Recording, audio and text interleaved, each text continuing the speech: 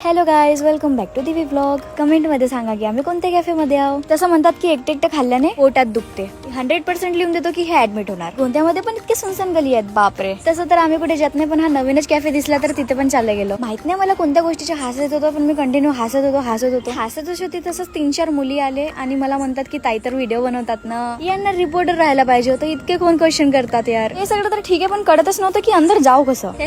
हिच्याकडे बघा जरा. जाऊया अश्मिता मॅमचा मागे मागे. बाकी कॅफे एक नंबर होता.